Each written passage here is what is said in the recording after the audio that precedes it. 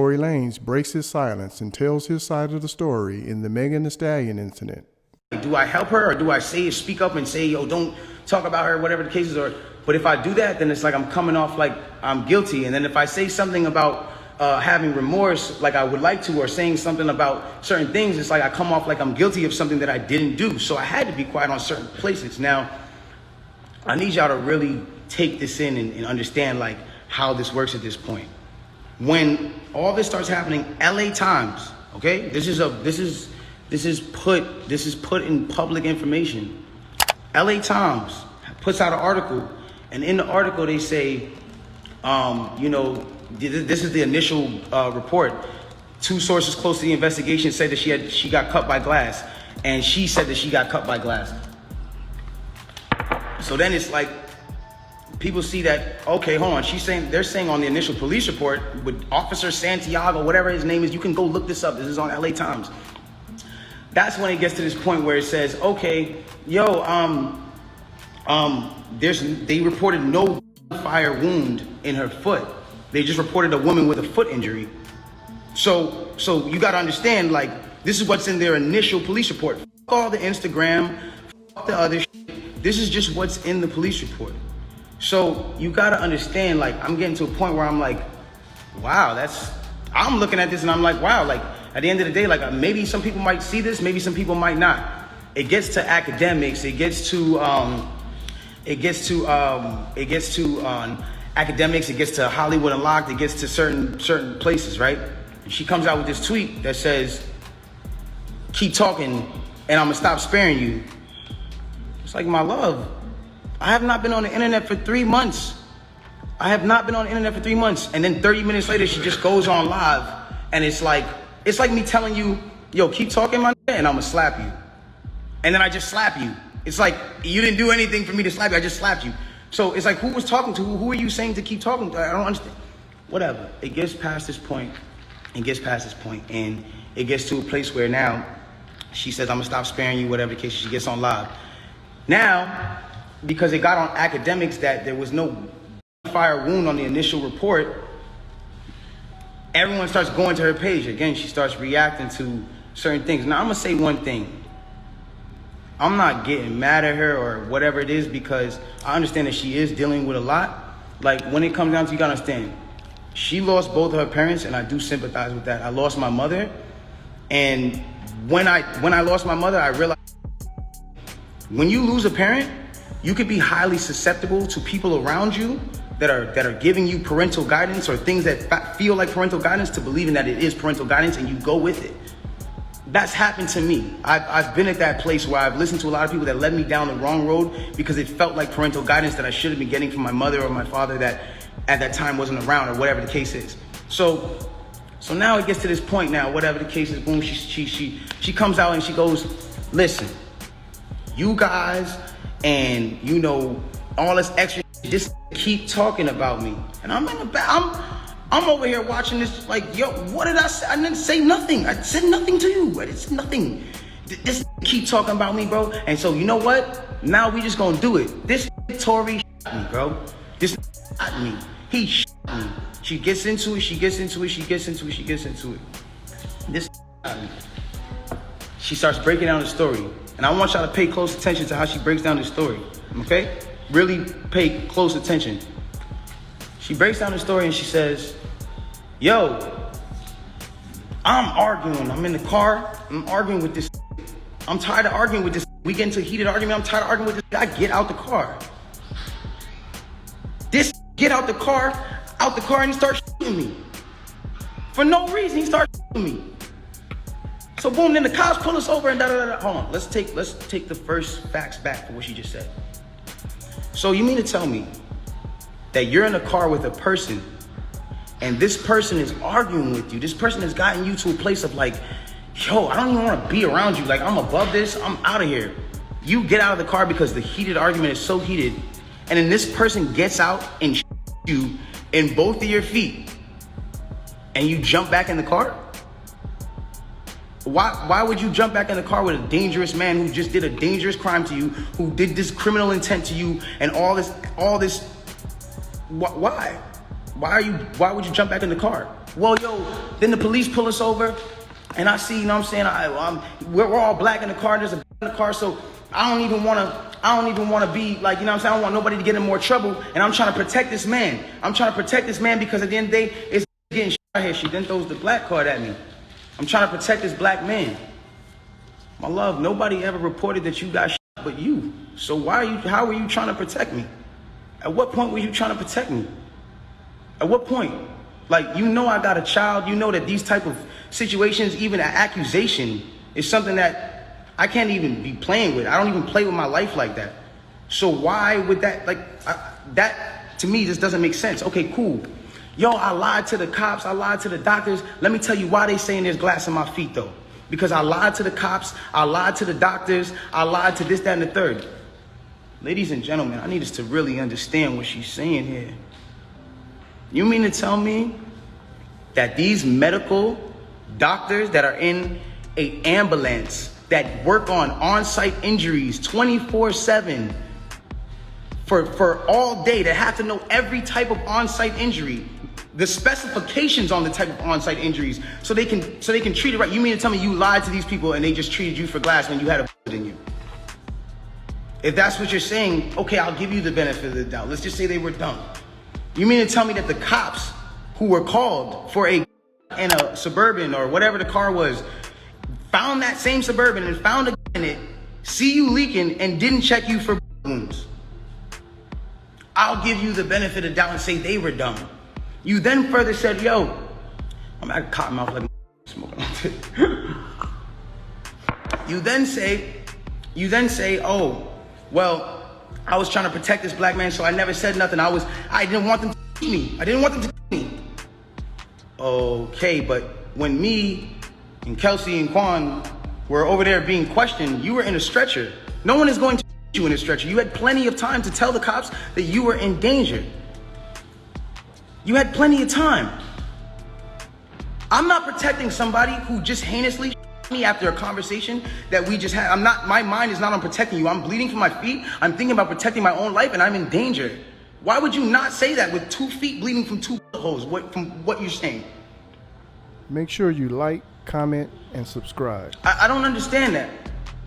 And then there's this whole narrative of, you know, like, I didn't want to put this black man on you know, I didn't want to get him in trouble. Like, you know what I'm saying? I'm protecting this man and he keeps talking. And so now, you know, he keeps getting his media team to start doing certain things to make me look incredible and to smear me. And to make him look good and to make it look like I'm not. Hold on. Ladies and gentlemen, have I been around in the last 3 months saying anything? Have you seen in the last 3 months one article that made me look good during this? One? Have you seen it? You haven't seen it nowhere. Because at the end of the day, my PR team is not out here playing with my jeopardy of my life and freedom. Y'all are doing this for the internet. This is my life. I'm the only person with the case. So at the end of the day, when you sit here, y'all, like, I'm not gonna jeopardize my son, even if I know, regardless of what I know. It will come to light in the issue with that. I have no issue with that. But I need y'all to understand, like, I'm a human being, bro. Like, this hurts, bro. Seeing my friends, people that I had on teen radio, be people that were just like my real, like, at least people I thought were my friends, like people I thought were like cool people, like, you know what I'm saying? And it's like, yo, everybody just shunned me. I showed everybody love at the top of the year. Everybody was on teen radio, hee hee ha ha ha.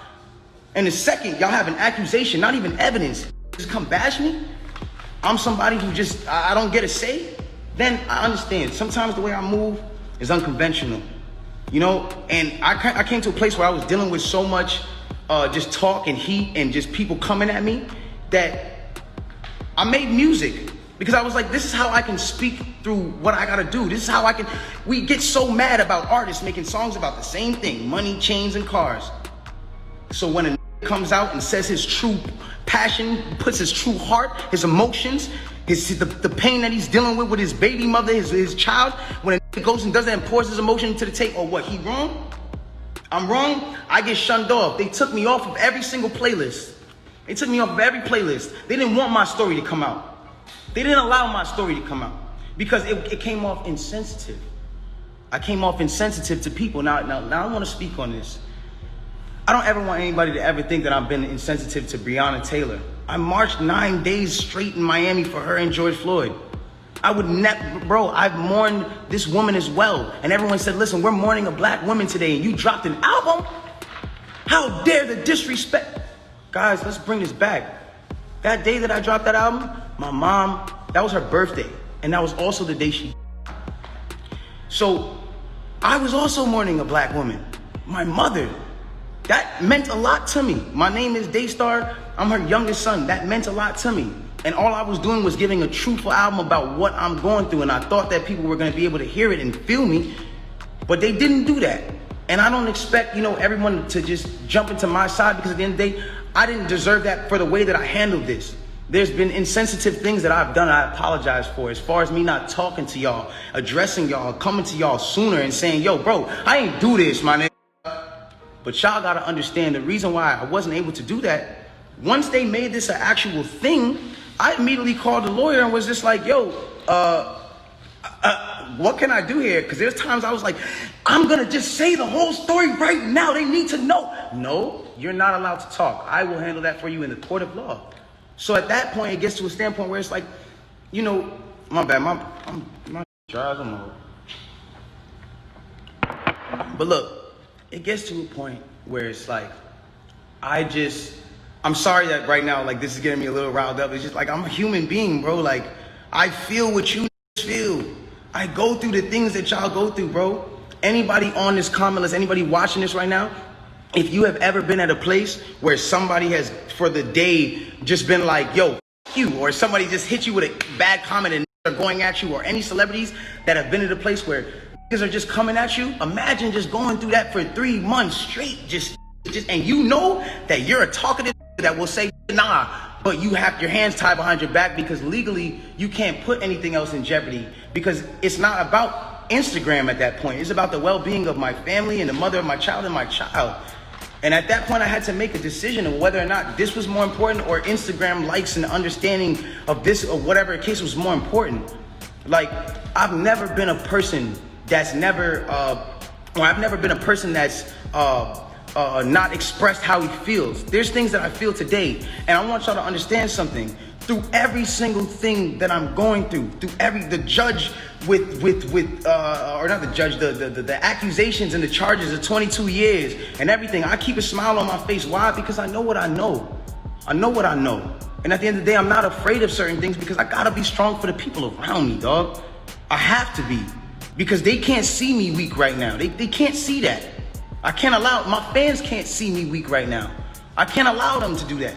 And I'm not a weak person. I pray to God, this whole experience has got me so much closer to God and made me understand certain things about certain people and how they gonna operate when something happens. And it made me realize this is how people operate, and it's cool. You know what I'm saying? Like, this is another thing I wanna address on, and I don't care who looks at me, how they look at me. Like, my point of this is not to make y'all start bashing her. It's not to make y'all start bashing her. When she's bashed, I don't feel good. It doesn't make me feel good. It makes me feel like, bro, like, this whole situation in itself is causing this girl mental trauma, bro. That's still somebody I care about. I do not want to see her like that, bro, ever. I don't want to see her like that, bro. It is what it is. And if nobody looks at that how they look at it, bro, it is what it is, dog. But I never want to see her weakened or her put down or her whatever, because then it goes against exactly what I'm talking about. How am I going to advocate for protecting black women if I'm doing something to bash her and bring her down? All I'm trying to let y'all know and understand here is it's the facts. It's the facts of what y'all got to understand. I can't allow at some point, it's just like I was waiting for my court date so I can say something. And when I finally said it, or when the court date finally came, I finally am here and I'm being able to say what I have to say. And so if I'm coming off in any kind of way that's not the way that you want, I apologize, but I had to get this off my chest. And so it just is what it is. The truth will come to the light in the court of law. If y'all don't believe me, you don't believe me. It is what it is. If you do, you do. But I really just send prayers and love to her camp. I send prayers and love to the people around me. And I don't want us to be beefing. I don't want y'all to think that this is a Meg versus Tory thing. I'm not beefing with her. I'm not beefing with nobody. I don't have no, like, I'm chilling, bro. Like, with all due respect, I'm chilling. I want to get back to myself. I'm not going to stop. When y'all see me at the club, and I'm chilling, I'm partying. When y'all see me, if I come back with Teen Radio around Halloween, That's because I want to have fun. I want to still be the person I am. I want to still spread light.